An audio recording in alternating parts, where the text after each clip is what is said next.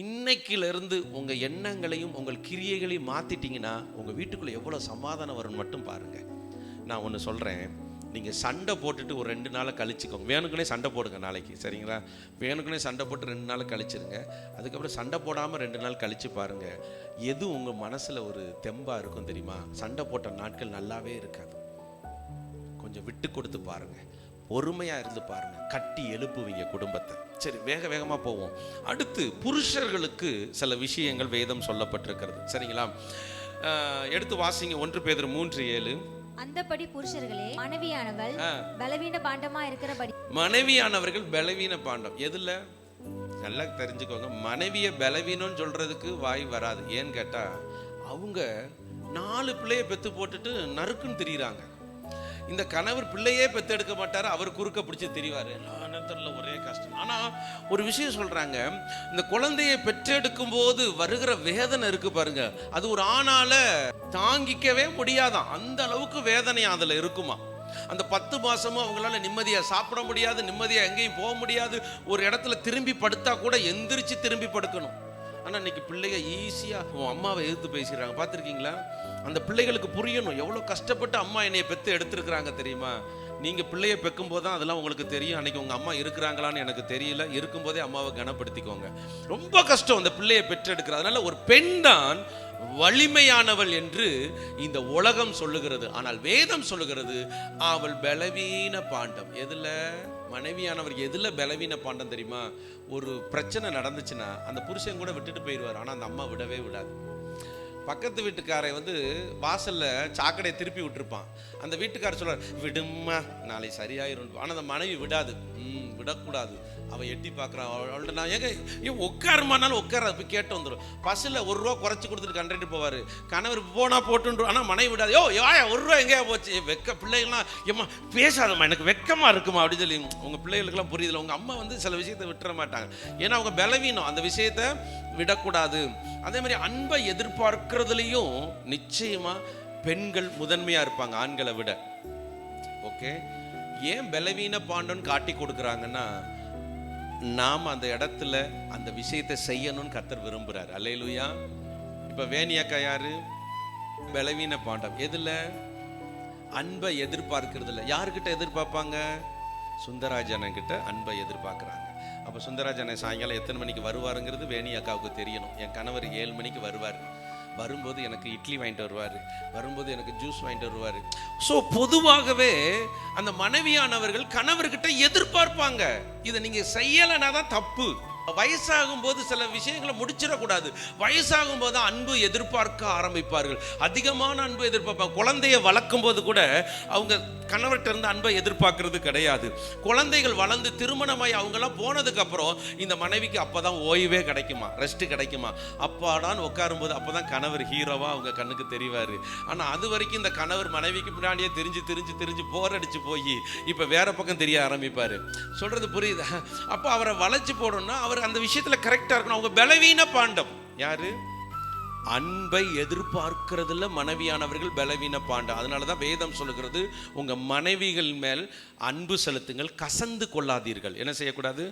இங்க வாடி அப்படின்னு யாரும் கூப்பிடக்கூடாது. ஏம்மா இங்க வாமா, எப்படிமா இருக்க செல்ல பிள்ளை, நல்லா சாப்பிட்டியா, இன்னைக்கு என்ன செஞ்சு, இப்படி நீங்க அன்பா பேசணும். அப்படி பேசலன்னா அந்த கணவர் அந்த பொறுப்புலே உண்மையா இல்லை என்று அர்த்தம். ஆதியாகமம் 16வது அதிகாரம் எடுங்களேன். வேகமாக முடிச்சிடறேன், மணி ஆயிடுச்சு. எனக்கும் கஷ்டமாக தான் இருக்குது. இருந்தாலும் வந்ததெல்லாம் சொன்னா தானே நீங்கள் இன்னும் ஆசீர்வாதமாக இருப்பீங்க. வாசிமா பிரிஸ்கில்லா 16:2 வாசிமா. சாராய் ஆபிரகாமை நோக்கி, நான் பிள்ளை பெறாத படிக்கு கர்த்தர் என் கர்ப்பத்தை அடைத்திருக்கிறார், என் அடிமை பெண்ணோட சேரும், ஒருவேளை அவளால் என் வீடு கட்டப்படும் என்றார். இப்ப ஆபிரகாமை கூப்பிடுறாரு, ஆபிரகாமே இங்க வாங்க. என்ன வேலைமா? நீங்க என் அடிமை பெண்ணோட சேரும். ஓ சூப்பர் வேலை இல்லை, சேர்ந்துடுறேன். என்ன செய்யணும்? ஓகே சந்தோஷம். அடுத்து 6 வாசிமா. அதற்கு ஆபிரகாம் சாராயை நோக்கி, இதோ உன் அடிமை பெண் உன் கைக்குள் இருக்கிறாள், உன் பார்வைக்கு நலமானபடி அவளுக்கு செய். இப்ப பெண்கள் பலவீன பாண்டன்னு சொன்னேன்ல. இப்போ ஒரு நாள் ஒரு முடிவு எடுக்கிறாங்க, ஆகாரோட சேரும். அடுத்து கொஞ்ச நேரம் கழிச்சு அவளை வேண்டாம், அவளை விரட்டி விடும் ஆகார. இப்போ ஆபிரகாம் என்ன பண்றாரு? ஏம்மா அவ உன் கைக்குள்ள இருக்கா, என்ன வேணாலும் நீ செஞ்சிக்க அப்படின்னு விட்டுறாரு. 6வது வசனம் தானே வாசித்த? ரைட். இப்போ ஆதியாகமம் 21:10 வாசிமா. ஆபிரகாமை நோக்கி, இந்த அடிமை பெண்ணையும் அவள் மகனையும் புறம்பே தள்ளும். இப்போ மறுபடியும் சாராள் ஆபிரகாம் இந்த அடிமை பெண்ணையும் இந்த பிள்ளையும் புறம்பே தள்ளிவிடும் அப்படின்னு சொல்றாங்க. அடுத்து 11 வாசிமா.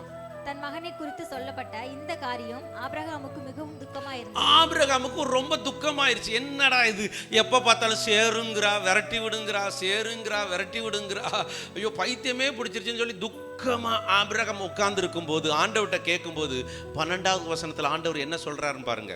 அப்பொழுது தேவன் ஆபிரகாமை நோக்கி அந்த பிள்ளையையும் உன் அடிமை பெண்ணையும் குறித்து சொல்லப்பட்டது உனக்கு துக்கமா இருக்க வேண்டாம். பாத்தியா, உனக்கு துக்கமா இருக்க வேண்டாம், நான் அவங்கள கட்டாயம் ஆசீர்வதிச்சிருவேன். ஈசாக்கின் இடத்தில் உன் சந்ததி விளங்கும், ஆதலால் சாராள் உனக்கு சொல்வதெல்லாவற்றையும் கேள்.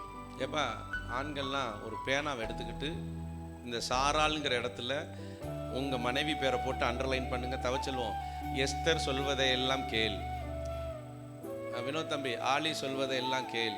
ராஜேந்திர அண்ணன், சோபியாக்கா சொல்வதை எல்லாம் கேள் அப்படின்னு அண்டர்லைன் பண்ணிக்கங்க. ஏன்னா அங்க ஆண்டவரே என்ன சொல்றாரு, ஏய் பிரச்சனை உண்மைதான்டா, போராட்டம் உண்மைதான், ஆனா இப்போதைக்கு உன் பொண்டாட்டி பேச்சை மட்டும் கேள்றா. இது யார் சொல்றா? ஆண்டவர் சொல்றார். ஏன் ஆண்டவர் இதை சொல்றாருன்னா, ஆண்டவர் பிரச்சனைக்குரிய தெய்வம் அல்ல, அவர் சமாதானத்துக்குரிய தெய்வம். தம்பி, நீ உன் மனைவி பேச்ச இப்ப கேட்கலன்னு வச்சுக்க, அவ ஆட்டமா ஆடி உன்னை போட்டு தள்ளிடுவா. அதனால தயவுசெய்து உன் பொண்டாட்டி பேச்ச கேள்றா ராசா. உன் குடும்பத்துக்குள்ள சமாதானம் தாண்டா முக்கியம், உன் குடும்பத்துக்குள்ள ஐக்கியம் தாண்டா முக்கியம், கேள்றா அவ பேச்ச அப்படின்னு ஆண்டவர் சொல்றார். ஆமென்.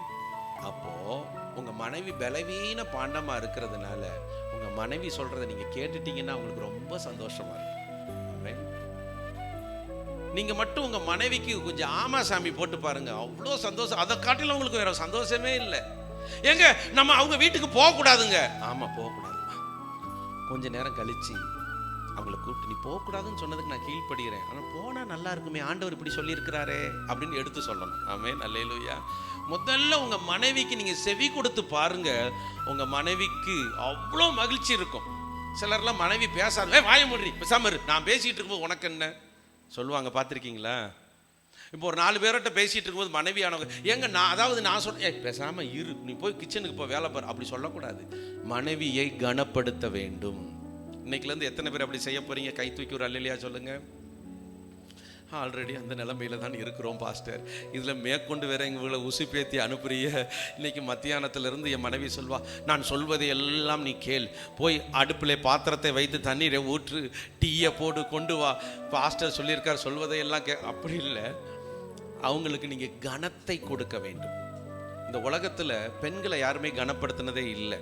அதனால தான் அவங்களா கனத்தை தேடிக்கிடுவாங்க. இயற்கையாகவே ஒரு மென்டாலிட்டி அது. அவங்களா கனத்தை தேடிக்கிடுவாங்க, நான் தான். ஆனால் அந்த கணவர் அந்த கனத்தை கொடுக்கும்போது அந்த மனைவிக்குள்ள எல்லை இல்லாத ஒரு சந்தோஷம். ஆமேன்னு சொல்லுங்க. இப்போ ஆண்டவரே சொல்றார், உன் மனைவி சொல்வதை கேள். இன்னைக்கு வீட்டுக்கு போனோன்னே, ஏம்மா ஏதாவது உன் பேச்சை நான் அவமானமாக நினச்சிருந்தா மன்னிச்சிருமா, இனிமேல் நீ சொல்றதையும் நான் என்ன செய்கிறேன், கேட்குறேன். அது தப்போ ரைட்டோ முதல்ல கேட்டுருங்க, அதுக்கப்புறம் அடுத்து அதை சரி பண்ணிக்கொள்ளலாம். நான் நம்புவேன் உம்மை மட்டுமே, என் வாழ்வின் நம்பிக்கையே நீர்தானையா. என் ஜீவன் நாட்களெல்லாம் என்றும் உம்மை சார்ந்திருப்பேன்.